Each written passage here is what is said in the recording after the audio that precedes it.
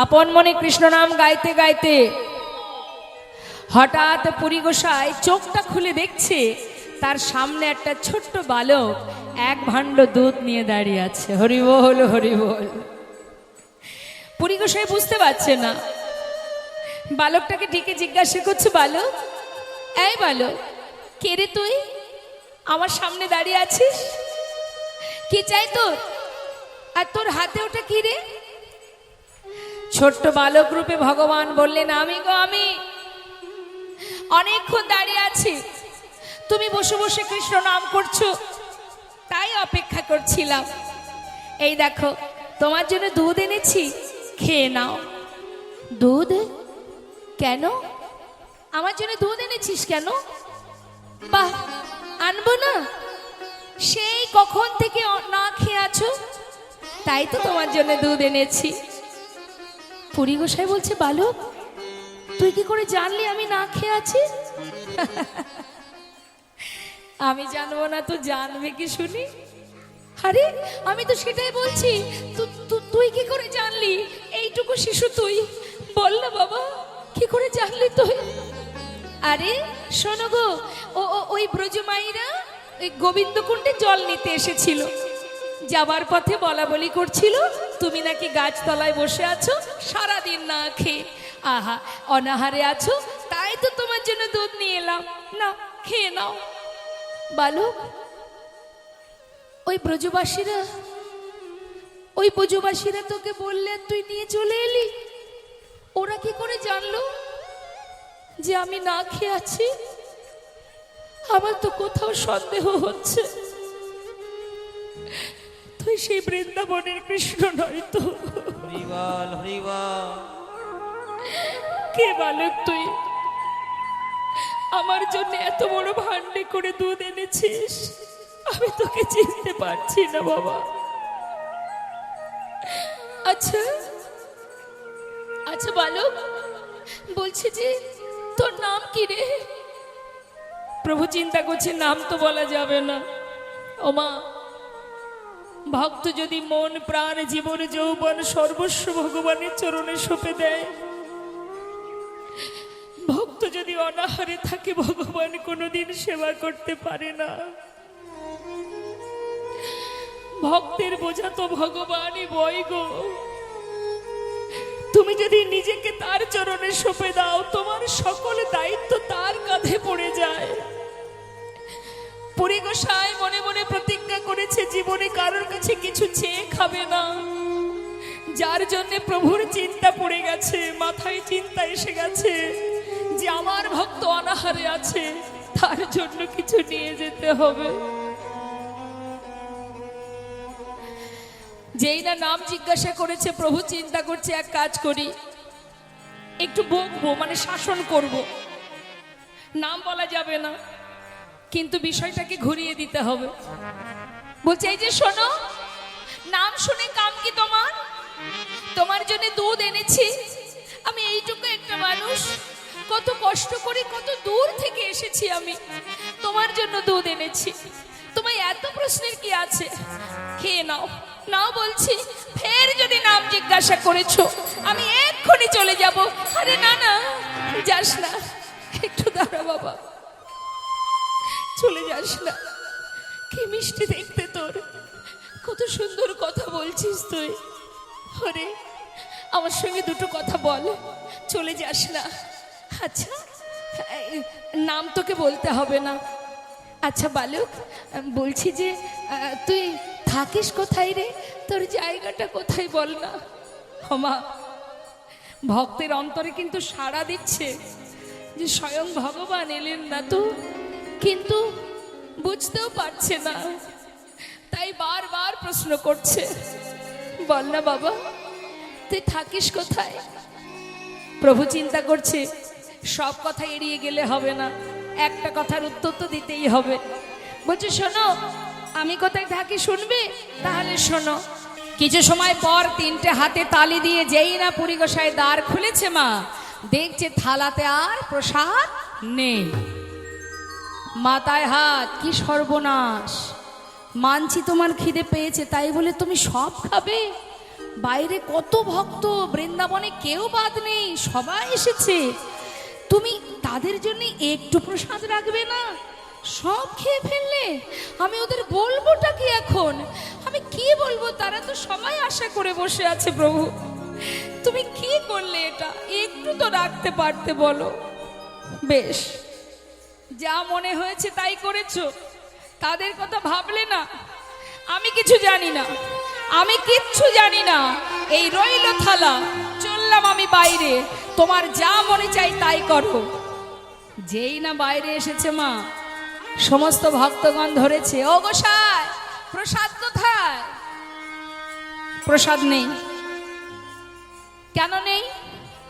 প্রসাদ নেই কেন? জানি না। কেন নেই? কেন কি হয়েছে? মানে হয়েছেটা কি গো? পুরী গোসাই বলছে, বললাম তো যা হওয়ার তাই হয়েছে। জানি না আমি আর কিছু। আরে আমরা সবাই আশা করে বসে আছি প্রসাদ নেব। পুরী গোসাই আবার যেই না পর্দাটা সরিয়েছে মা, ভগবান করুণাময় ভক্তের জন্য তার উচ্ছিষ্ট, তার প্রসাদ আবার থালায় থালায় ভরে দিয়েছেন। তাই গৌর হরি। ভক্তকে কষ্ট দিয়ে কি আর ভগবান থাকতে পারে গো? সেই প্রসাদের থালা নিয়ে এসে সবাইকে বিতরণ করলেন। খুশি হয়ে প্রসাদ পেয়ে ব্রজমাইরা বলে উঠলেন, এক ভক্ত বলে উঠলেন, কালকে গোপালের সেবা যা খরচ খরচা আমি সেবার দায় নেব, মানে আমি ভার নেব। সেদিন সেই ভক্ত যত টাকা লেগেছে তার সেবার আয়োজন, মানে খরচ খরচা বহন করেছে। সেদিনও এক ভক্ত আবার বলে উঠলেন, কালকের খরচ আমার। আবার সেদিন যেই না সেবা হলো, সেবার পরে আর এক ভক্ত বললেন, মনে করুন এই যে আপনারা এখানে বসে আছেন, প্রতিদিন এক একজন করে প্রসাদ পাচ্ছে, আর খুশি হয়ে এক একজন বলছে যে কালকে গোপালের সেবার খরচ আমার। এই করতে করতে মা টানা 2 বছর ধরে ওই গিরিগোবর্ধনের গোপালের অন্নকূট সেবা চলেছে। 2 বছর। আর পুরী গোসাই 2 বছর ধরে গোপালের সেবার দায়িত্ব নিয়েছে। কিন্তু হঠাৎ পুরী গোসার মনে ইচ্ছা হলো, আমি যদি সেবা কাজে বাধা পড়ে যাই তাহলে আমার তো তীর্থ ভ্রমণ হবে না। হে গোবিন্দ, হে প্রভু, তুমি আমার কাছে প্রতিষ্ঠা চেয়েছ, আমি প্রতিষ্ঠা দিয়েছি তোমায়, কিন্তু তোমার সেবার দায়িত্বটা যদি কাউকে দিতে পারি তাহলে আমি আর জানি না কটা দিন বাঁচব। বাকি তীর্থ আমি একটু ঘুরে আসব। তাই কি করেছে মা, দূর দূরান্তের ভক্তরা এসেছে ওই গিরিগোবর্ধন গোপালকে দর্শন করতে। দূরের ভক্তরা, মানে বিদেশি ভক্তরাও আসছে। তার মধ্যে 2 ভক্ত গৌড় দেশ থেকে এসেছে। তাদেরকে বললেন যে তোমরা কি গোপালের সেবার দায়িত্বটা নিতে পারবে? তারা বললেন হ্যাঁ পারবো। তাহলে আজকে থেকেই গোপালের সেবার দায়িত্ব তোমাদের। দুজনের উপরে ভার দিয়ে পুরী গোসাইর মনে শান্তি যে আমার আর কোনো চিন্তা নেই, ভগবানকে প্রতিষ্ঠাও করলাম, আবার তার সেবা দেওয়ার দায়িত্বও একজনকে দিলাম। এবার আমি নিশ্চিন্ত, এবার বাকি তীর্থটা আমাকে ভ্রমণ করতে হবে। তাই কি করেছে মা, সব কিছু বুঝিয়ে দিয়ে ওই রাত্রিটুকু ওই যে বৃক্ষতলে তিনি বিশ্রাম নিতেন, ওই বৃক্ষতলে রাত্রিবেলাটুকু ঘুমাবে বলে, মানে বিশ্রাম নেবে বলে শুয়ে পড়েছে। যেই না শুয়ে আছে, দেখতে দেখতে মধ্যরাত হয়ে গেল। আর যেই না মাঝরাত্রি হলো, আবার গোপাল স্বপ্ন দেখালেন। হরিবল হরিবল। ওমা, ভগবান যদি না চায় তুমি কোথাও যেতে পারবে না।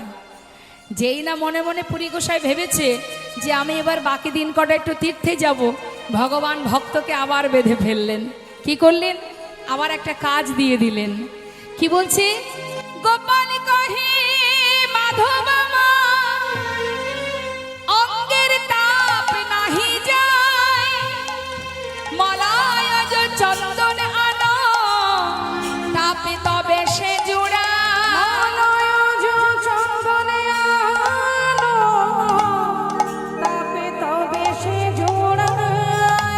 হরিবল হরিবল। গোপাল কহে মাধব আমার অঙ্গের তাপ নাহি যায়, মানে আমার সারা দেহ জ্বলে যাচ্ছে, তুমি মলায়জ চন্দন নিয়ে এসো, তবে আমার তাপ নিবারণ হবে। ওমা মলয়জ চন্দন দেখেছেন কখনো? দেখেছেন? মলয়জ চন্দনটা সাদা এবং সুগন্ধি, মানে খুব সুন্দর গন্ধ। আর কি, সেটা যদি অঙ্গে মাখা হয় না, শীতল হয়, ঠান্ডা প্রকৃতির, মানে শীতল, শরীরের জ্বালা নিবারণ হয়। তাই প্রভু বলছেন, আমি বহু বছর মাটির তলায় ছিলাম, আমার সারা শরীর জ্বলে যাচ্ছে, তাই যাও মাধব, তুমি মলয়জ চন্দন নিয়ে এসো। মাধব করে জোরে বলছে, দয়াময়, তোমার অঙ্গে জ্বালা করছে, তোমার কষ্ট হচ্ছে, দয়াময় নিশ্চয়ই আমি তোমার জন্য চন্দন নিয়ে আসব। আমি কথা দিচ্ছি প্রভু, তোমার কোনো কষ্ট আমি রাখবো না। তুমি বলেছ আমি তোমার জন্য চন্দন নিয়ে আসব, কিন্তু তুমি আমায় বলে দাও প্রভু, কোথায় পাবো সেই চন্দন? আবার বললেন, মলয়জ চন্দন নীলাচলে হইতে, অন্য হইতে নাহি তুমি যাও হে তুরিতে। অন্য হইতে নাহি তুমি যাও হে তুরিতে। ওমা নীলাচলে পাওয়া যায় মলয়জ চন্দন। বলছে যাও নীলাচলে গিয়ে তুমি মলয়জ চন্দন নিয়ে এসো, তবে তুমি যাবে, অন্য কেউ যেন না যায়। নিতাই গৌর হরি বল। এইখানে একটা বিষয় আমাদের জানতে হবে মা, আমরা কখনো কখনো দেখবেন নিজের কাজ অন্য কাউকে দিয়ে করাই না, নিজে পারছি না তোরা যা একটু করে দে, তাই না? তাহলে অন্য কেউ যদি কোনো কর্ম করে তার ফল তো আপনি পাবেন না। দেখবেন অনেকে আছে বাড়িতে মাস মাইনে করে পুরোহিত রেখে দেয় বাড়ির ভগবানকে পূজা দেওয়ার জন্যে। পুরোহিত এসে সময় মতো ঘন্টা বাজিয়ে পুজো দিয়ে চলে যায়। হ্যাঁ, তার মানে কি নিজেদের সময় নেই, তাই পুরোহিত সেবা দিয়ে যায়। তাতে লাভ কি? ভগবানের প্রতি আপনি যতটুকু কর্ম করবেন তার ফল তো আপনিই পাবেন। আপনি টাকা দিয়ে পুরোহিত রাখলে পুরোহিতের পুণ্য হবে, আপনার কিচ্ছু হবে না। আপনি যেমন পারবেন তেমনই দেবেন। সময় পাচ্ছেন না, দুটো বাতাসা একটা তুলসী পাতা আপনি যখন পারবেন তখন দেবেন। সংসারের সব কাজ করে তারপরে একটু হলে যদি সময় পান তখন দেবেন। ভগবান আমার বলেননি মা যে আমাকে টাইমে সেবা দিতে হবে। আপনি যদি না পেরে ওঠেন, সংসার করছেন মানে সংসার ও ধর্ম, সংসারের প্রতি আপনার দায়িত্ব আছে, কর্তব্য আছে, সন্তানের প্রতি, স্বামীর প্রতি, পরিবারের প্রতি, সবার প্রতি দায়িত্ব আছে। তাহলে সবার দায়িত্ব কমপ্লিট করে তারপরে যদি ভগবানকে সেবা দেন তাতে কোনো দুঃখ নেই, কিন্তু নিজের কাজ নিজে করুন। ভগবানের সেবাটা তোমার নিজস্ব কাজ, তোমার ভজন, এটা তোমার আরাধনা, তোমার সেবা, অন্য কেন কেউ করবে? যারা দেখবেন এই যে এই বাড়িতে যে হরিবাসর হচ্ছে, যে দাদা ভাই বা যে স্ত্রী যার সন্তানের জন্য এত সুন্দর হরিবাসরের আয়োজন করেছে, তারা মন থেকে করছেন, যতটুকু করছেন নিজের অন্তর থেকে। কেন না, আমি করছি, প্রভুর সেবা দিচ্ছি, আমার এই সেবাটাই আমি, তিনি তো পারতেন লোক দিয়ে করাতে, পারতেন না নিজে না এসে। অনেক অনেক জায়গায় আমরা হরিবাসরে যাই, দেখা যায় বাড়ির গিন্নি বেরোচ্ছে না, সব কাজ করছে অন্য লোকেরা। গিন্নি কখন বেরোবে? যখন আসরে হরিনাম চলবে তখন হয়তো এসে একটু ফর্মালিটি করে চলে গেল। এমনও দেখেছি জায়গা, আমরা দেখেছি। হ্যাঁ, সবই বাইরের লোকেরা করছে, নানাবিধ লোকেরা করছে, কিন্তু তারা আসছে না। এটা নয় ভগবানের সেবা। যারা কমিটির ভক্তরা জীবের দ্বারে দ্বারে ভিক্ষা করে, তা আপনি যদি বাড়িতে হরিবাসর দেন, 5 বাড়ি ভিক্ষা করবেন, আপনি না গিয়ে অন্য কাউকে পাঠাবেন, এটা হবে না মা। তোমার কর্ম তোমাকে করতে হবে। তুমি অল্প করো, যতটুকু পারবে ততটুকু করো, বিশাল কিছু করতে হবে না। ভগবান এটা দেখে না যে তুমি কত কি আয়োজন করলে, এটা ভগবান দেখে না। ভগবান কি দেখে? তুমি কোন মনোবৃত্তি নিয়ে, কোন মনোভাব নিয়ে ভগবানের সেবা দিচ্ছ। হে দয়াময়, আমি যেমন পেরেছি তেমন তোমায় দিয়েছি, আমার যতটুকু সম্ভব আমি করেছি। তুমি কৃপা করে আমার এই দান, আমার এই সেবা তুমি গ্রহণ করো। নিতাই গৌর হরি বল, হরি বল। তাই মা, পুরী গোসাইয়ের চলার শক্তি নেই, বৃদ্ধ হয়ে গেছে, বয়স হয়েছে তার, তবু যে প্রভু আদেশ করেছে বলে আজ তিনি চললেন ভগবানের জন্য ওই নীলাচল। কোথায় বৃন্দাবন আর কোথায় নীলাচল? তিনি গুটি গুটি পায়ে এবার প্রভুর জন্য যাচ্ছে। গিরি ধারি গোপাল ব্রজ গোপাদুলা অপরূপ লীলা তব তরুণতমা গিরি ধারি গোপাল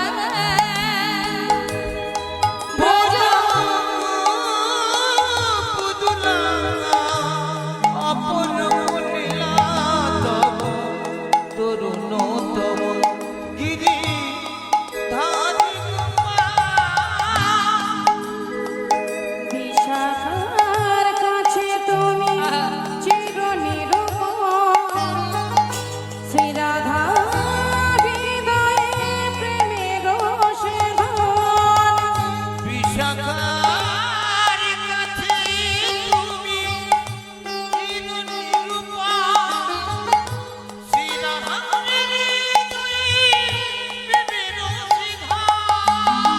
শ্রীধাম সুধাম সখা গঠনের রাখা,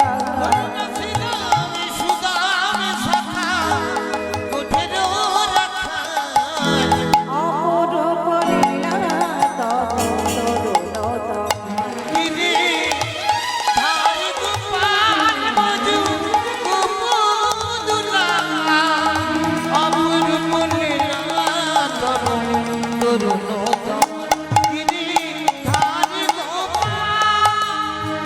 যশোদার নয়নে তুমি ননিচ নন্দ দুলাল তুমি আনন্দ কিশোর যশোদা নয়নে তুমি ননিচ নন্দদলাল, তুমি আনন্দ কিশোর। গীতায় সারথি তুমি যাদব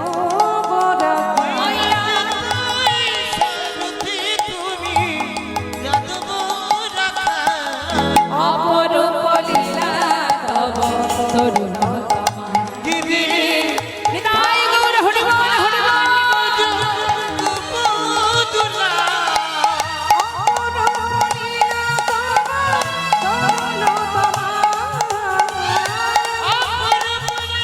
হরি বল।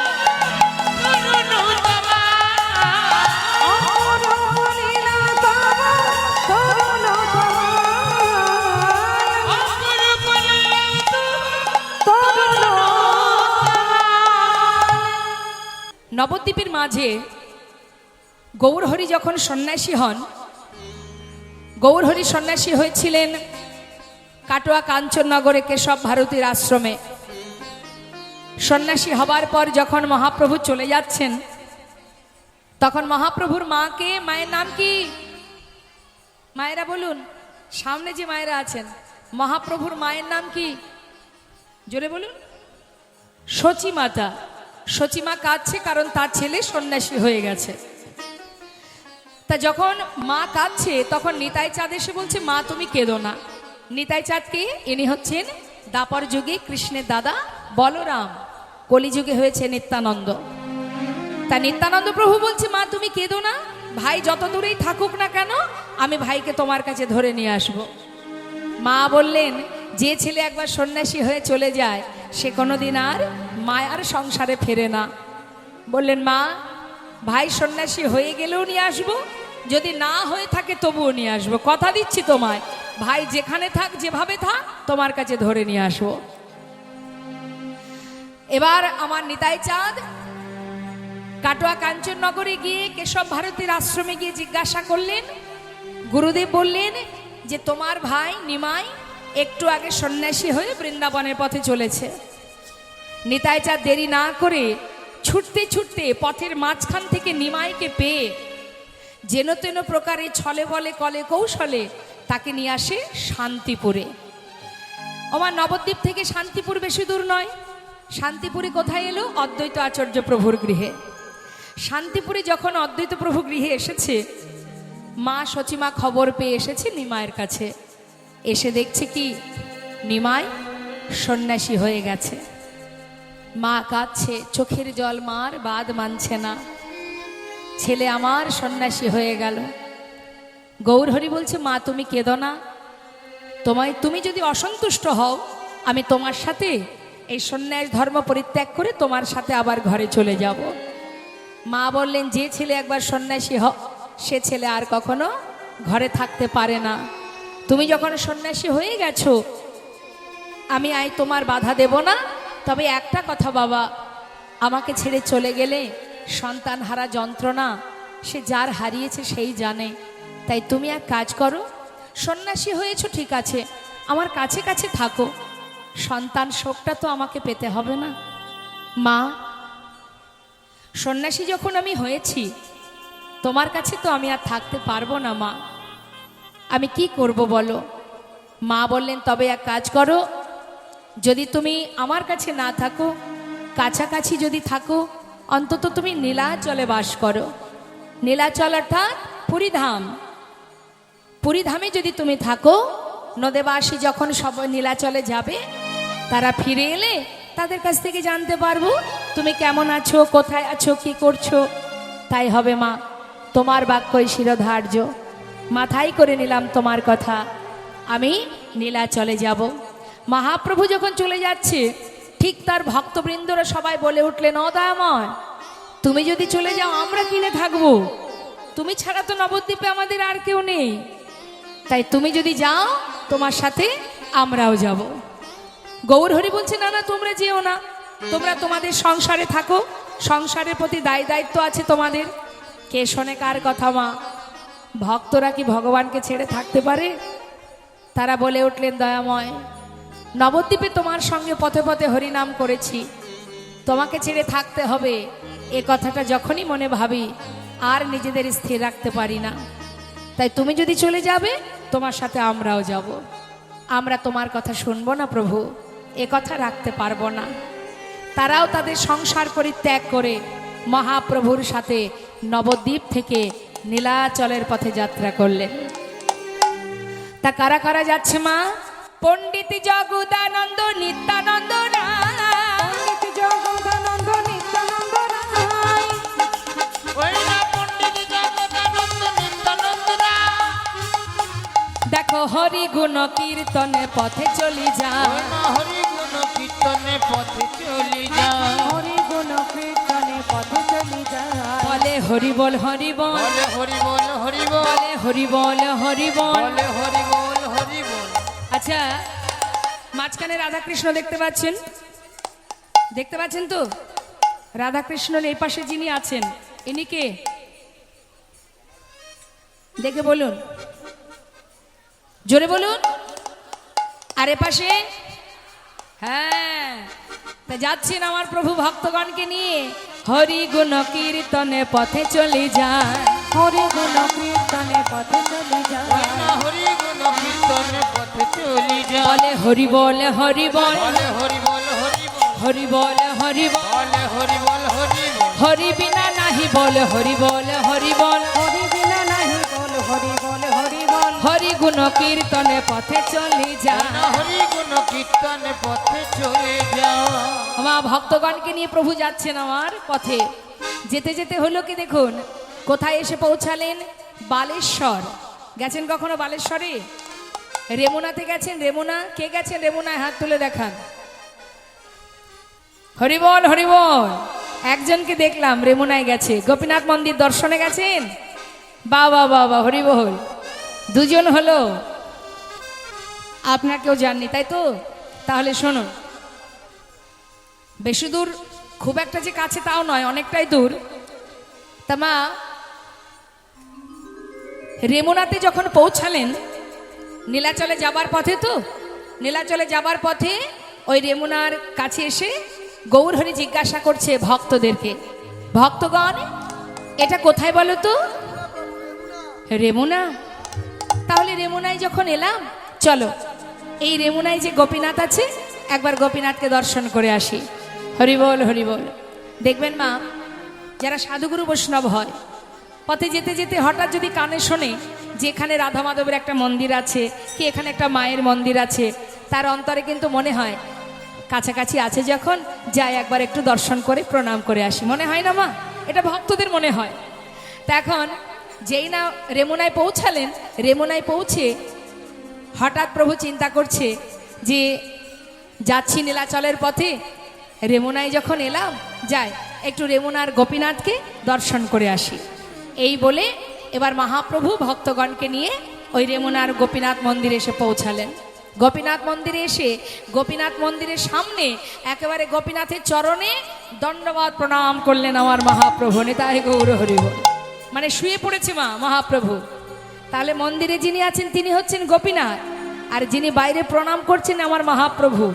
দুজনেই তো এক, আলাদা তো কেউ নয়। তা নিজেকে প্রণাম করে জগৎ জীবকে শিক্ষা দিচ্ছে যে জীব প্রণাম করতে শেখো। প্রকৃত প্রণাম কাকে বলে? আচ্ছা, রাস্তায় যদি কোনো ঠাকুর ঘর দেখেন, আপনারা কোনো মন্দির দেখেন, তা আপনারা কিভাবে প্রণাম করেন?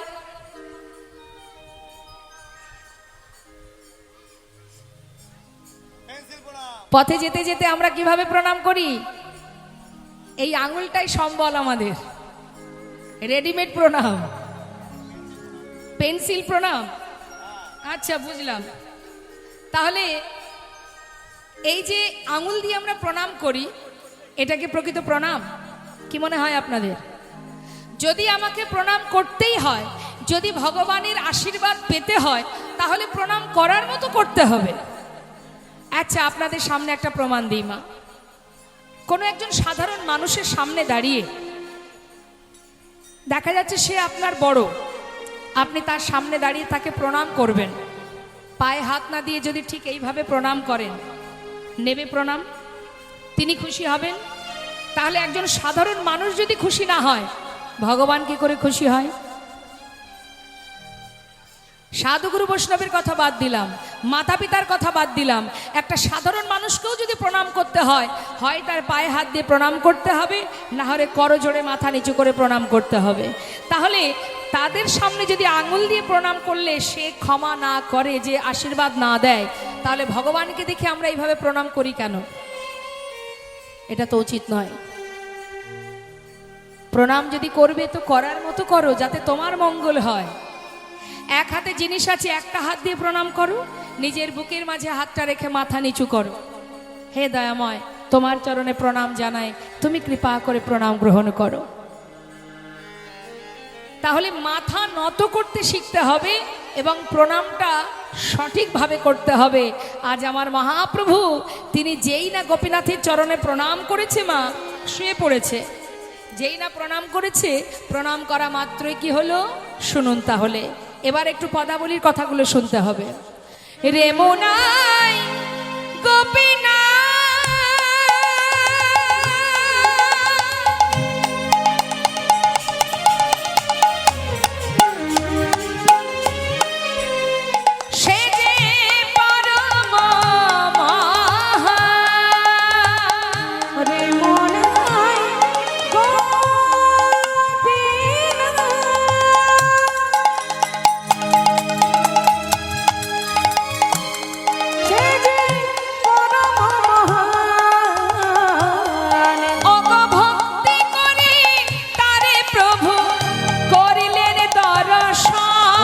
ভক্তি করে তারে প্রভু কইলেন দর্শন।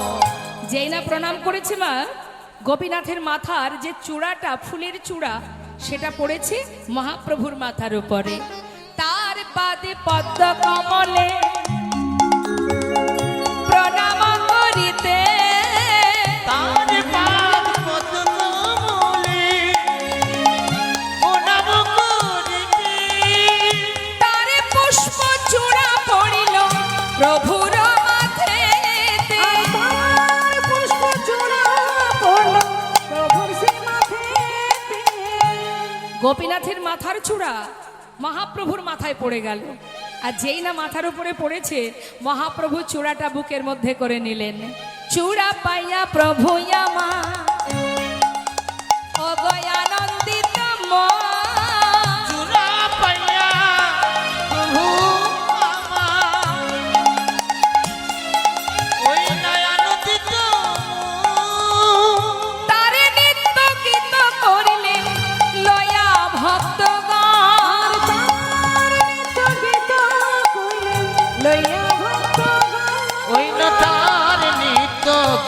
কইলেন লইয়া ভক্ত বলে জয় জয় গোপীনাথ, জয় জয় গোপীনাথ, বলে জয় জয় গোপীনাথ,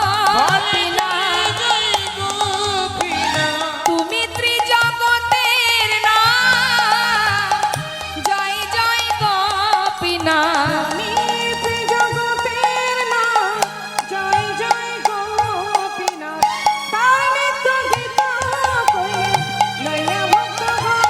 ওই না তার নিত্য গীত কইলে লইয়া ভক্ত হরিব বালক কহে, বালক কহে গোপই আমি,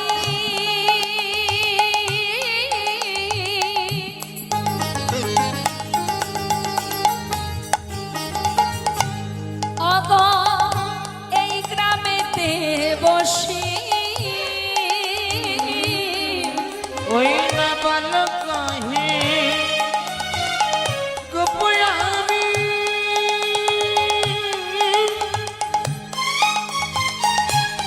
হরিব ওই না এই গ্রামেতে বসি, শোনো আমার গ্রামেতে কেহ না রহে উপবাসী গো, আমার গ্রামেতে কেহ না রহে উপবাসে। আমার গ্রামে বাস করে যে ওই না আমার গ্রামে বাস করে যে, নানা উপবাসী থাকে না সে, আমার গ্রামে বাস করে যে নানা উপবাসী থাকে না সে, আমার গ্রামে বাস করে যে। ও গো আমার আমার গ্রামে রহে উপবাসী, আমার গ্রামে রহে উপবাসী। পরিগোসার মনে বাসনা বালকটা যদি একটু কাছে আসতো, একবার যদি বুকে জড়িয়ে ধরতে পারতাম। তাই ছলনা করে বলছি, বালক এই শোন, আচ্ছা আচ্ছা বুঝেছি, তুই এক কাজ কর। মনে মনে ভাবছে আমি যদি খাবো না বলি ও তাহলে আমার কাছে আসবে, আরও যদি কাছে আসে ওকে একবার বুকে জড়িয়ে ধরবো, কত শান্তি কত তৃপ্তি হবে আমার। বালক শোন বাবা, বলছি কি তুই চলে যা, আমি ওই দুধ খাবো না। খাবে না? কত কষ্ট করে তোমার জন্য নিয়ে এলাম, তুমি খাবে না কেন গো? কেন খাবে না? খাও না। না খাবো না, খাও না। মামা ভক্ত খাবে না বলছে, আর ভগবান ভক্তকে যেচে যেচে সেদে সেদে খাওয়াচ্ছে। এমন ভক্ত জগতে কয়জন আছে? খোঁজনে হতে পারে এমন ভক্ত। খাও না বলছি, আর এক পা এক পা করে এগিয়ে যাচ্ছে। খাও না, খাও না, যতবার বলছে আর একটু একটু করে এগিয়ে যাচ্ছে। আর পরিকোষে ভাবছে আয় আয় না, একটু কাটি আয়, আর একটু এলেই আমি তোকে একবার জড়িয়ে ধরবো। মনে মনে যেই না ভেবেছে মা, অন্তর্যামী অন্তরের খবর পেয়ে গেছে। আর যেই না বুঝতে পেরেছে যে আমাকে জড়িয়ে ধরবে, আর না দাঁড়িয়ে মানে এক পা এগিয়ে না গিয়ে দাঁড়িয়ে পড়েছে। যেই না দাঁড়িয়ে পড়েছে, দুধের ভাণ্ডটা রেখে বলছে, শোনো আর আমার দেরি করলে হবে না, তোমার যখন মন চাই তখন খাবে, এই রইল ভাণ্ড, আমি পরে এসে নিয়ে যাব, আমি এখন আসি কেমন। পরিগোসাই ডাকছে, এই শোন শোন, যাস না, একটু দাঁড়া। না না, আমার আর সময় নেই, আমি পরে আসবো, তুমি দুধ খেয়ে ভাণ্ডটা ধুয়ে রেখো, আমি পরে এসে নিয়ে যাব। চলে গেল মা। চারিদিকে দেখছে পরিগোসাই, আর তাকে দেখতে পাচ্ছে না। এত বলি গেলাম মা, না দেখিয়া মাধবেন্দ্র পুরীর চিত্ত হইল চমৎকার। মাধবেন্দ্র পুরীর চিত্ত হইল চমৎকার। ছোট্ট বালক আমার জন্য দুধ নিয়ে এলো, আর আমি খাবো না? না না, খেয়েই নি। এই বলে দুধের ভাণ্ডটা নিয়ে সেবা করলেন। আহ, কত শান্তি, কত তৃপ্তি। মা, ভগবানের প্রসাদ সে কি আর খারাপ হতে পারে গো? আমরা বাড়িতে কত সুন্দর করে গুছিয়ে রন্ধন করি, তার মধ্যে সে স্বাদ পাওয়া যায় না। যদি কোনো হরিবাসর কোনো জায়গায় হরিনাম যজ্ঞ হয়, সেখানে যদি খিচুড়ি প্রসাদ দেয় বা অন্ন প্রসাদ দেয়, তার মধ্যে যে স্বাদ, সেখানে তো বিরাট কিছু আয়োজন হয় না, তাই না? তা সেই যে রন্ধন, তার মধ্যে যে স্বাদ, যার জন্যে লাখো লাখো ভক্ত ছুটে আসে সেই প্রসাদ পাওয়ার জন্য, তা সেটা কি বাড়িতে রান্না করা যায় না? যায় তো, কিন্তু তাতে যে ভগবানের স্পর্শ আছে, তাই তার যে স্পর্শ, তার যে প্রসাদ, সে তো জগতের সব কিছুরকে হার মানিয়ে দেয় মা। আজ মনের আনন্দে সেবা করেছে। এবার কি হয়েছে মা, পুরী গোসাই পথপানে চেয়ে বসে আছে যে ও তো আসবে, অপেক্ষায় আছে। অপেক্ষায় থাকতে থাকতে বিকেল গড়িয়ে সন্ধ্যা হয়ে গেছে। যেই না সন্ধ্যা হয়ে গেছে, পুরী গোসাই ভাবছে ও তো এলো না, ও যে আসবে বলেছিল। কিন্তু আমি যদি ঘুমিয়ে পড়ি, সেই ফাঁকে যদি নিয়ে চলে যায়, ঘুমালে হবে না, আমাকে জেগে থাকতে হবে। বসে আছে পথপানে চেয়ে, কখন আসবে বালক। দেখতে দেখতে মা রাত হয়ে গেল, মধ্যরাত, বালকটি এলো না। আর পারছে না বসে থাকতে, এবার চোখের পাতাটা বন্ধ হয়ে গেছে। যেই না বন্ধ হয়ে গেছে, ভাবছি বট গাছের তলায় একটু বিশ্রাম করে নি। ভাণ্ডটা সামনে আছে, আর পুরী গোসাই বট গাছের তলায় শুয়ে আছে মা। ঝড় বৃষ্টি সবই মাথার উপর দিয়ে বয়ে যায়। কাকে ভক্ত বলে একবার ভাবুন, কাকে বলে ভক্ত? আমরা সারা জীবন ধরে সুখেই জীবন যাপন করছি, তার মধ্যে দিনে ভগবানকে দুটো বাতাসা দেওয়ার সময় আমাদের হয় না। আর পরম বৈষ্ণব পুরী গোসাই, যার মাথার উপর দিয়ে ঝড় বৃষ্টি তাপ সব চলে যায়, মুখে শুধু কৃষ্ণ নাম। অপেক্ষা করতে করতে যেই না নিদ্রা এসেছে, চোখের পাতা বন্ধ হয়ে গেছে, হঠাৎ স্বপ্নের মধ্যে প্রভু দেখাচ্ছেন। কি বলছে? মাধব, মাধব। কে? মাধব, আমি দয়াময়। তুমি তুমি এসেছিলে আমার কাছে, তুমি আমার কাছে এসেছিলে দয়াময়, আমার জন্য দুধ এনেছিলে তুমি। হে ভগবান, হে করুণাময়, জগতের জীবে তোমাকে সেবা দেওয়ার জন্য ছটফট করে আমি তোমায় সেবা দিতে পারলাম না, আর তুমি নিজে এসে আমাকে সেবা দিয়ে গেলে দয়াময়। তুমি আমাকে সেবা দিলে। হে দয়াময়, তুমি এসেছিলে আমি বুঝতে পারিনি দয়াময়। হে গোবিন্দ, হে ভগবান, তুমি তুমি যে বলেছিলে আবার আসবে, তুমি এলে না কেন? বলো না প্রভু, তুমি এলে না কেন? মাধব, আমি কেন আসিনি জানো? আমি যদি যেতাম না, তাহলে আমি উদ্ধার হতে পারতাম না। প্রভু, হে তুমি কি বলছো? যে জগতে জীবকে উদ্ধার করে, যে জীবের কল্যাণ করে, তার জীবনে কি কষ্ট দয়াময়? কি হয়েছে তোমার? আমায় খুলে বলো। যে সবাইকে উদ্ধার করে, সে কোন বিপদে আছে আমায় বলো দয়াময়। মাধব, আমি বহু বছর ধরে এক জঙ্গলে পড়ে আছি। সেখানে না আছে মাথার উপরে কোনো আচ্ছাদন, না আছে কোনো সেবা। আমি যে অনাহারে বহু বছর পড়ে আছি মাধব। দয়াময়, তুমি কোথায় আছো? কোথায় কিভাবে আছো আমাকে বলো। তুমি দেখবে মাধব, আমার হাত ধরো। পুরী গোসাইয়ের হাতটা ধরে স্বপ্নের মধ্যে আত্মাকে নিয়ে যাচ্ছে মা। গিরি গোবর্ধন পর্বতের একপাশে একটা গভীর ঘন জঙ্গল, যার মধ্যে আছে একটা ছোট্ট কুঞ্জ, যে কুঞ্জের মধ্যে বহু বছর ধরে গিরি গোবর্ধনের গোপাল সেখানে লুকায়িত আছে। বছরের পর বছর যায় বলে ওই দিনের পর দিন পড়ে থাকতে থাকতে তার পুরো দেহটাই মাটির তলায় চাপা পড়ে গেছে। এটা কি করে হয়েছে? আগেকার সময় মুসলমান শাসিত সমাজ যখন ছিল, হিন্দুদের মন্দির ভেঙে দেওয়া হতো। তাই ওই গিরি গোবর্ধনের গোপালের যিনি সেবা দিতেন সেই পুরোহিত তিনি ভেবেছিলেন মন্দির ভেঙে দেয় দিক, অন্তত গোপালকে যদি কোথাও লুকিয়ে রাখা যায়, পরবর্তীতে গোপালকে নিয়ে আবার আমি প্রতিষ্ঠা করব। তাই সেই জঙ্গলের মধ্যে তাকে লুকিয়ে রেখে বলেছিলেন সেই পূজারী যে হে প্রভু, তুমি এখানেই থাকো, আমি যদি জীবনে বেঁচে থাকি আবার আসব, আবার তোমায় প্রতিষ্ঠা করব। কিন্তু সে আর ফিরে আসেনি মা। সেই দিন থেকেই বছরের পর বছর পড়ে আছে ওই মাটির তলায় চাপা পড়ে।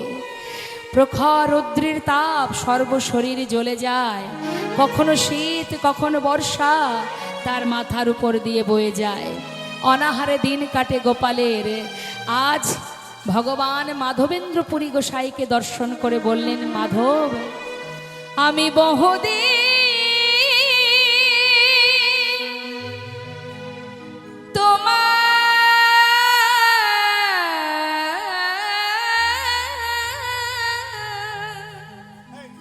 পাত করি নিরীক্ষণ, কবে আসিবে মাধব আমার করিবে সেবা। আমি বহুদিন তোমার পথে ঘুরে নিরীক্ষণ, কবে আসিবে মাধব আমার করিবে সেবা। তোমার প্রেম বসে আমি করি অঙ্গীকার, তোমার প্রেম বসে করি অঙ্গীকার। দর্শন দিয়া নিস্তারিব জগৎ সংসার।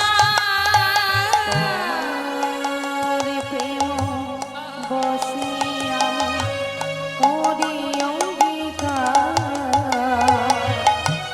দর্শন দিয়া নিস্তারিব এ জগৎ সংসার।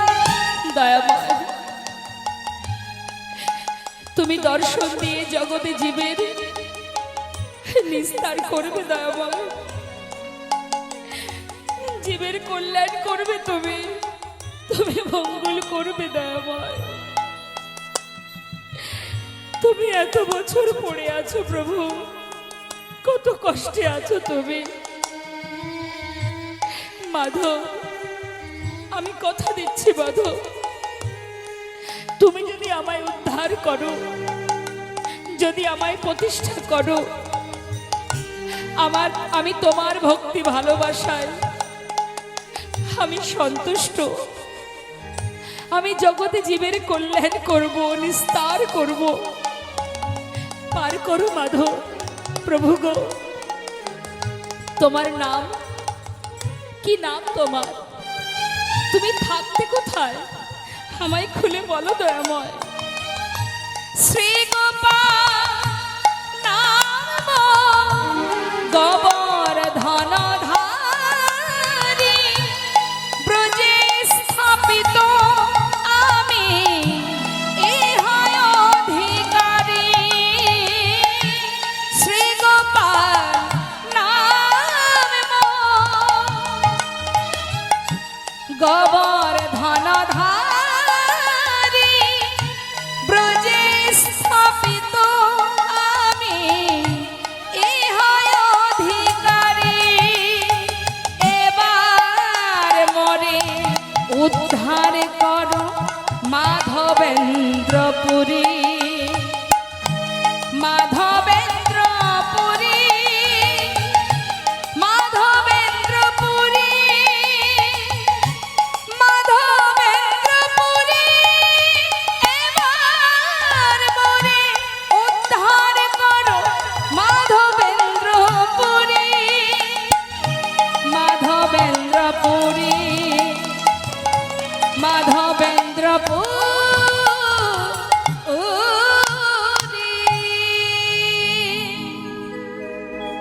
শুধুমাত্র মা এইটুকু বলে আবার ভগবান অন্তর্ধান হলেন। পুরী গোসাই যে বটতলায় ঘুমিয়ে রাত্রে চোখের পাতা বন্ধ করে ঘুমিয়েছিল, হঠাৎ স্বপ্নের মধ্যে ভগবানের এই লীলা দর্শন করে তার ঘুম ভেঙে গেল। যেই না ঘুম ভেঙেছে, পুরী গোসাই চিন্তা করছে সর্বনাশ, এ আমি কি দেখলাম স্বপ্নে? ভগবান এত কষ্টে, এত যন্ত্রণা নিয়ে, এত কিছু কষ্ট নিয়ে সে জঙ্গলে পড়ে আছে, এ আমি কি দেখলাম? এটা সত্যি তো? এটা কোনো স্বপ্ন নয় তো? আমি কোথায় যাব, কার কাছে বলবো? যদি কেউ আমার কথা বিশ্বাস না করে, কিন্তু করব কি? দেখেছি যা, আমাকে তো সেখানে পৌঁছাতেই হবে।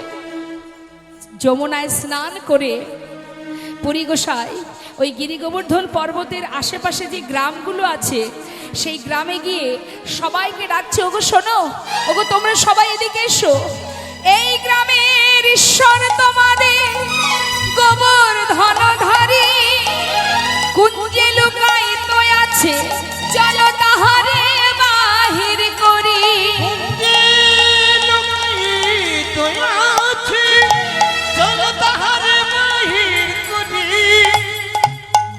ব্রজবাসীদের একটা গুণ আছে মা, তাদের জীবনে যে কষ্টই আসুক তারা সহ্য করে, কিন্তু ঠাকুরজির যদি কোনো কষ্ট হয়, ভগবানের যদি কোনো কষ্ট হয়, তারা কিন্তু মেনে নেয় না।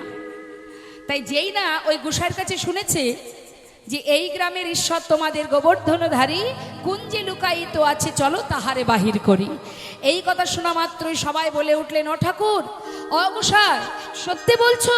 বলছে, হ্যাঁ গো, আমি স্বপ্নে দেখেছি, তোমরা একবার আমার সঙ্গে চলো, কিন্তু ঘন জঙ্গল, সেখানে যাওয়ার কোনো রাস্তা নেই, তাই তোমাদের ঘরে যদি কোনো কোদাল কোঠারি থাকে, ধারালো অস্ত্র থাকে, নিয়ে এসো, আমরা রাস্তা বাহির করতে করতে ভিতরে প্রবেশ করব। বেশ, তাই হবে, তাই হবে। সমস্ত ব্রজবাসীরা মা ভগবানকে উদ্ধার করবে বলে, মুক্ত করবে বলে এবার সমস্ত ব্রজবাসীরা যাচ্ছে ওই জঙ্গল কাটতে কাটতে। আর পুরী গোসাইকে বলছে, ও গোসাই, আমরা ঠিক যাচ্ছি তো? স্বপ্নে যা যা দেখেছিলে সেই মতো যাচ্ছি তো? বলছে, হ্যাঁ চলো, কিন্তু হ্যাঁ, এইভাবে শুধু গাছ কাটতে কাটতে গেলে হবে না, মুখে গাইতে হবে, তার নাম জপ করো, বলো, জয় গোবিন্দ জয় গোপালা, জয় গোবিন্দ জয় গোপালা, জয় গোবিন্দ জয় গোপালা, জয় গোবিন্দ জয় গোপালা, জয় গোপালা জয় নন্দলালা, জয় গোপালা জয় নন্দলালা, জয় গোপালা জয় নন্দলালা, জয় গোপালা জয় নন্দলালা, জয় গোপালা যশোদা দুলালা, জয় গোপালা যশোদা দুলালা, জয় গোবিন্দ জয় গোপালা, জয় গোবিন্দ জয় গোপালা, জয় গোবিন্দ জয় গোপালা। জয় গোবিন্দ। আমার দেখুন তো গাছটা ঠিকঠাক কাটতে পারছে? এটা মাটি কোপাচ্ছে নাকি গাছ কাটছে বুঝতে পারছি। ঠিক করে গাছ কাটো। জয় গোবিন্দ জয় গোপাল, জয় গোবিন্দ জয় গোপালা, জয় গোপালা জয় নন্দলালা, জয় গোপালা জয় নন্দলালা, গোপালা জয় নন্দলালা, জয় নন্দলালা যশোদা দুলালা, নন্দলালা যশোদা দুলালা, নন্দলালা যশোদা দুলালা। নন্দলালা দাঁড়াও, দুলালা। ওই তো দেখা যাচ্ছে ছোট্ট একটা কুঞ্জ, স্বপ্নে যা দেখেছিলাম। দাঁড়াও দাঁড়াও, আর তোমরা গাছ কেটো না, ওই যে ছোট্ট কুঞ্জ দেখা যাচ্ছে, নিশ্চয়ই ওই কুঞ্জের মধ্যেই গোপাল আছে। তোমরা আর দেরি করো না, কেউ না কেউ ওই কুঞ্জের ভিতরে প্রবেশ করো। ওমা, ঘন জঙ্গল তো, লতা পাতায় ভরা, আবর্জনায় ভরে গেছে। সবাই বলছে, ও গোসাই, স্বপ্নে দেখেছো তুমি, তুমি ভিতরে যাও, আমরা কিছু জানি না, আমরা কোথায় গিয়ে কি খুঁজবো, যাও তুমি যাও। পুরী গোসাই সঙ্গে সঙ্গে গুটি গুটি পায়ে ওই কুঞ্জের মধ্যে গিয়ে মা খুঁজে পাচ্ছে না, খুঁজে পাচ্ছে না, সারা দেহটাই মাটির তলায় চাপা পড়ে গেছে, পাতা লতা জমতে জমতে সেটা মাটি হয়ে গেছে, আর রয়ে গেছে শুধুমাত্র হাতটা উপরে, একটা হাত উপরে, যে আঙুলে গিরি গোবর্ধন ধরেছিল যে হাতে, সেই হাতটাই শুধু উপরে আছে, আর দেহটা মাটির তলায় পড়ে গেছে। আর পুরী গোসাই খুঁজে পাচ্ছে না, সারা জায়গায় হাতরে হাতরে দেখছে, আর মুখে গাইছে, জয় গোবিন্দ জয় গোপালা, জয় গোবিন্দ জয় গোপালা, গোবিন্দ জয় গোপালা, জয় গোবিন্দ জয় গোপালা, জয় গোপালা জয় নন্দলালা, পেয়েছি পেয়েছি। গো পেয়েছি, দাঁড়াও দাঁড়াও। সারা দেহটা পাচ্ছে না মা, ওই যে হাতটা আছে উপরে, হাতে যেই না হাতটা ঠেকেছে পুরী গোসাই চিৎকার করে বলে উঠলেন, পেয়েছি গো পেয়েছি, সবাই দেখো এই তো পেয়েছি গোপালকে। কিন্তু কি করে তাকে বাহির করব, মাটির তলায় চাপা পড়ে আছে মা। পুরী গোসাই তো বয়স হয়েছে, তিনি একা তুলতেও পারছে না, কিন্তু উপায় নেই, তাকে তুলতেই হবে, বাহির করতে হবে। আর ছোট্ট কুঞ্জ, একজনের এসে দুজন ঢুকতেও পারছে না। এবার খুব কষ্ট করে পুরী গোসাই ভগবানকে সেখান থেকে তুলে ওই কুঞ্জের থেকে বাইরে এনে নিচে যেই না রেখেছে মা, রাখা মাত্রই পুরী গোসাই হাঁপিয়ে উঠেছে। এই যে বাপু শোনো, এই যে যা যা স্বপ্নে দেখেছি বাবা সবই করলাম, তাকে বাহিরও করেছি, সারা গায়ে নোংরা, মাটি, কাদা, আবর্জনা, আহা প্রভু এত কষ্টে আছে। শোনো আর দেরি করো না, তোমরা কাজ করো, আমি কিন্তু পারবো না গিরি গোবর্ধন পর্বতের উপরে তুলতে। তোমরা সবাই মিলে যার গায়ে একটু জোর আছে, একটু বলিষ্ঠ ব্যক্তি যারা, তাদেরকে ডেকে নিয়ে এসো। পুরী গোসাই তো বয়স হয়েছে, সে কি আর পারে মা? আর ভগবানের এমনই লীলা, তিনি আজ মনে মনে ইচ্ছা জেগেছে তার। আমাদের যেমন ইচ্ছা জাগে, তারও ইচ্ছা জাগে গো। আমাদের ইচ্ছা জাগলে আমরা ভগবানকে জানাই। মানুষ যদি আমাদের ইচ্ছা পূরণ করতে না পারে, আমরা সোজা মন্দিরে চলে যাই, হে দয়াময় আমার মনে এই বাসনা, তুমি ছাড়া কেউ পূরণ করতে পারবে না, বলি না? তাহলে আমাদের যেমন বাসনা জাগে, তারও বাসনা। কি বাসনা জেগেছে তার? তার মনের ইচ্ছা যে ভক্ত আমাকে কাঁধে করে ওই গিরি গোবর্ধন পর্বতের উপরে নিয়ে যায়, মানে ভক্তের কাঁধে চড়ে যাবেন তিনি, সেই জন্য একেবারে ভার হয়ে আছে। আর এদিকে সমস্ত যাদের গায়ে একটু জোর আছে, বলিষ্ঠ ব্যক্তি যারা, তারা সবাই মিলে এবার গোপালকে কাঁধে করে নিয়ে ওই গিরি গোবর্ধন পর্বতের উপরে প্রতিষ্ঠা করবে বলে নিয়ে যাচ্ছে। মহা মহা বলিষ্ঠ লোক একত্র করিলা,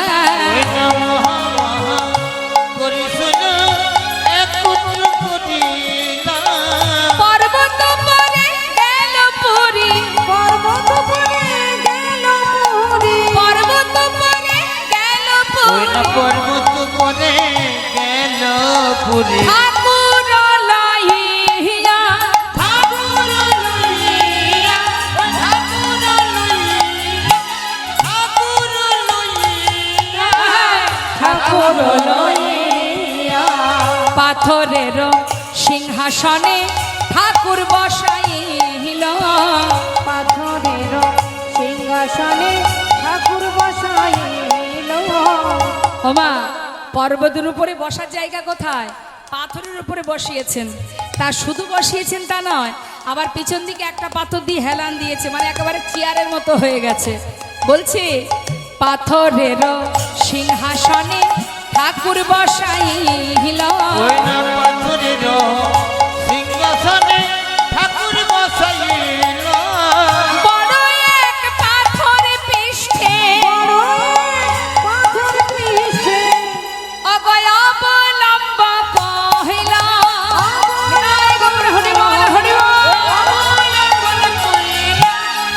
অবলম্ব কইল। একটা পাথর পিছন দিকে দিয়েছে, একটা পাথরে বসিয়েছে, মানে একেবারে সিংহাসন হয়ে গেছে সুন্দর একটা। এবার পুরী গোসাই বললেন, শোনো ভক্ত, তাকে প্রতিষ্ঠা করতে গেলে সব কিছু করতে হবে, তার সেবার আয়োজন করতে হবে, তাকে স্নান করাতে হবে। তা ব্রজমাই তোমরা শোনো, দেরি না করে গোবিন্দ কুণ্ড থেকে কলস কলস জল নিয়ে এসো, কারণ গোপালের সারা গায়ে কাদা মাটি লেগে আছে, বহু বছর মাটির তলায় ছিল, কত নোংরা লেগে আছে, যাও তাকে স্নান করাতে হবে। ব্রজবাসীদের আনন্দ ধরছে না মা, সমস্ত ব্রজমাইরা পুরী গোসাইয়ের কথা মতো নতুন নতুন কলসি নিয়ে এবার সব জল ভরতে যাচ্ছে। আপনারা বাড়িতে যখন ভগবানের প্রতিষ্ঠা করেন, অনুষ্ঠান করেন, যান না জল ভরতে, যান না মা? আনন্দ করে যান তো সবাই।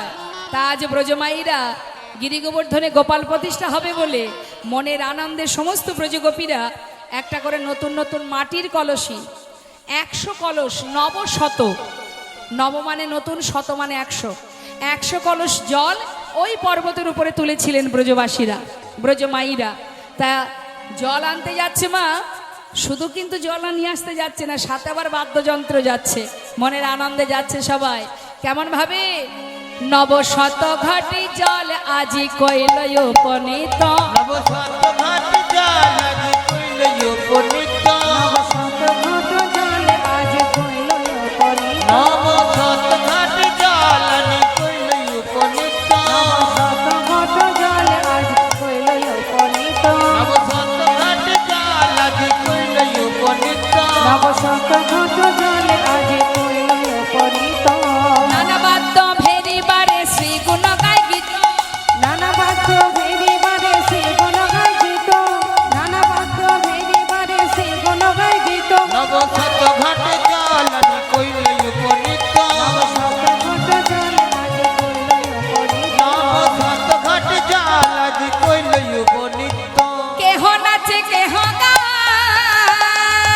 কেহ নাচে কেহ গায় রে কেহ নাচে কেহ গায় রে। ওই না কেহ নাচে কেহ গাই রে কেহ ধুলাই গড়া গড়ি ব্রজরমণী দেখো ব্রজরমণী গণ তারা করে হুলা হুলি ব্রজরমণী গণ হরি বল হুলা হুলি ওই ব্রজরমণী গণ তারা করে হুলা হুলি ব্রজরমণী গণ তারা করে হুলা নব হুলি শত ঘাট জল আজি কইল উপনীত শত ঘট জল আজ কইল উপনীত নব শত ঘাট জল আজি কইল উপনীত 100 ঘট জল মাটির কলসে করে জল ওই গিরি গোবর্ধন পর্বতের উপরে তোলা হলো পুরী গোসাই স্নান করালেন এই যে শোনো স্নান হলো শোনো ব্রজবাসী এবার গোপালের বহু বছর অনাহারে ছিল সেবার আয়োজন করো কেউ আর বাদ যায়নি মা সবার বাড়ি থেকে যে যেমন পেরেছে কিছু না কিছু তার জন্য রান্না করে এনেছে গোটা বৃন্দাবনবাসী খবর পেয়ে গেছে যে গিরি গোবর্ধনে গোপাল স্থাপিত হচ্ছে খবর পেয়ে সমস্ত ব্রজমাইরা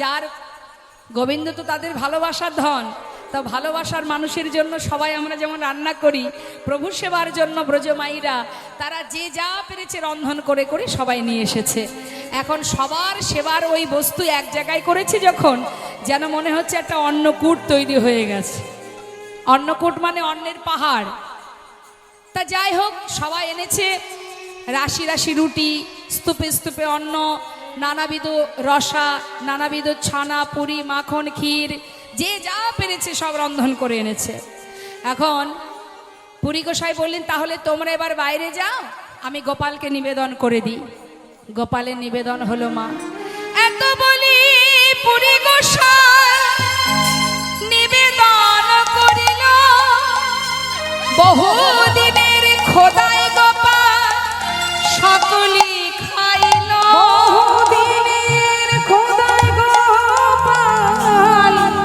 সকলে খাইল হরিবল হরিবল অনাহারে ছিল ঠিক আছে তাই বলে সব খাবে পুরী গোসাই নিবেদন করে বাইরে বেরিয়েছে মা আমরা যেমন বাড়িতে ভগবানকে সেবা দিয়ে 5 মিনিটের জন্য বাইরে বেরিয়ে আসি না পুরী গোসাইও ঠিক তেমন নিবেদন করে বাইরে এসেছে বাইরে এসে দেখছে অগণিত ভক্তগণ সবাই ভগবানের প্রসাদ নেবে বলে অপেক্ষা করছে আর সবাই মিলে খোল করতাল বাজিয়ে প্রভুর জন্য ভজন কীর্তন করছে হ্যাঁ ভজ গোবিন্দ গোপাল গিরিধারী ভজ গোবিন্দ গোপাল গিরিধারী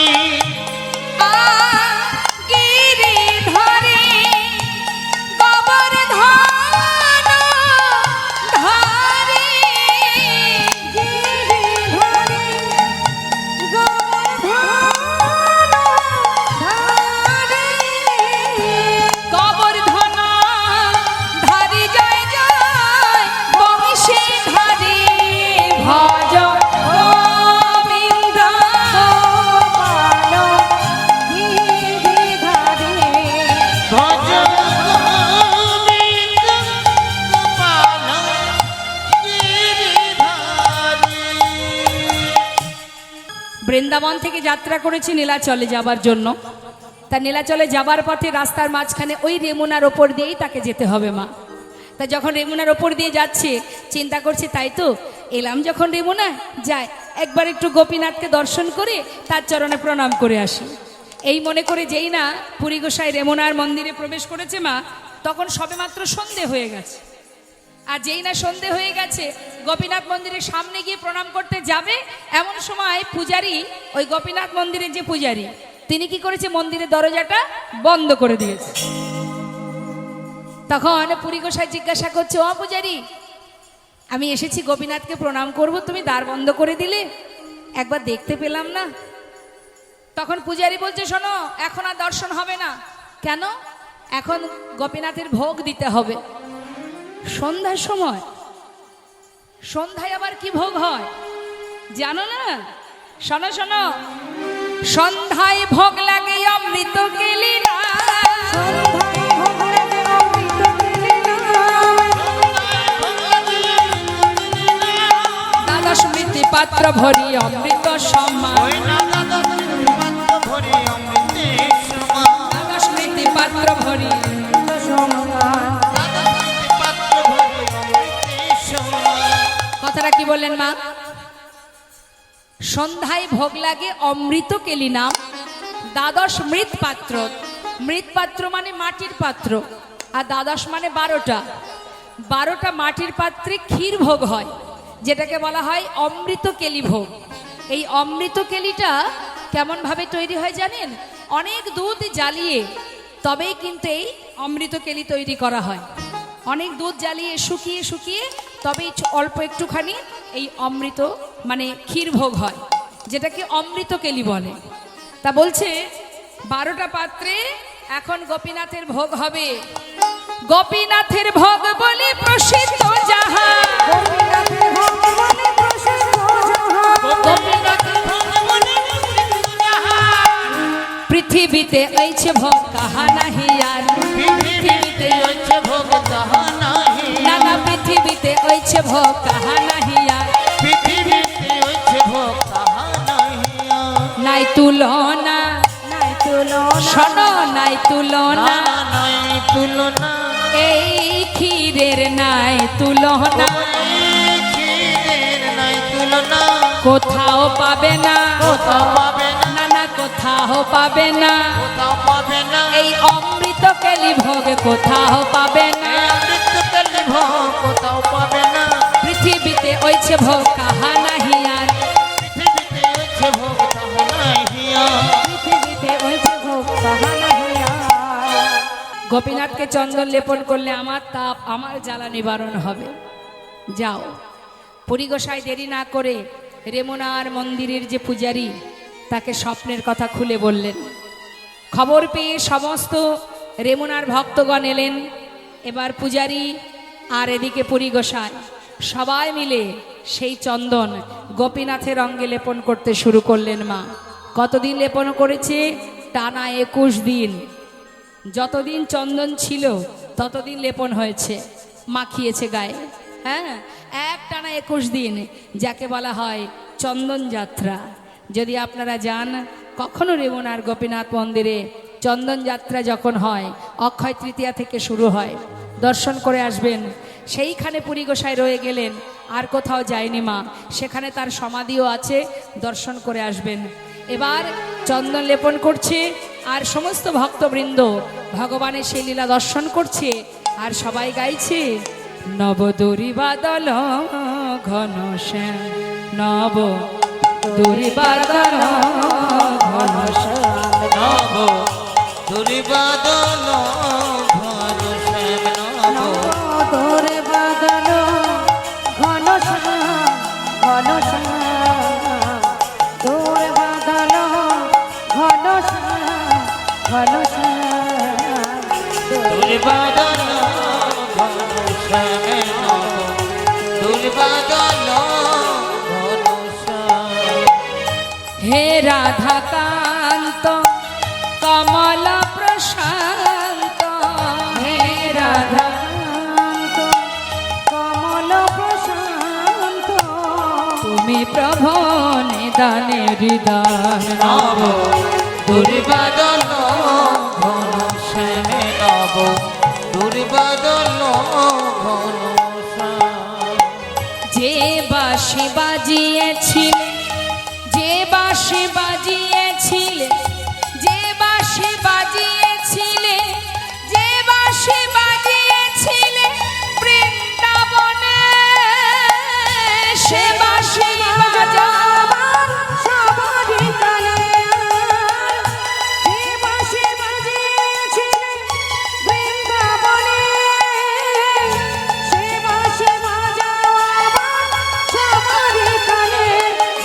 দুর্বাদল ঘনশ্যাম নব দুর্বাদল ঘনশ্যাম ঘনশ্যাম নব দুর্বাদল ঘনশ্যাম ঘনশ্যাম নব দুর্বাদল নিতাই গৌর হরি বল হরি বল বাদল নব দুর্বাদল ঘনশ্যাম ভক্ত আর ভগবানের মিলন হইল ভগবানের মিলন হইল ভক্ত আর ভগবানের মিলন হইল প্রেমানন্দে বদন ভরে হরি হরি বল প্রেমানন্দে বদন ভরে হরি হরি বল। আমরা দর্শন করলাম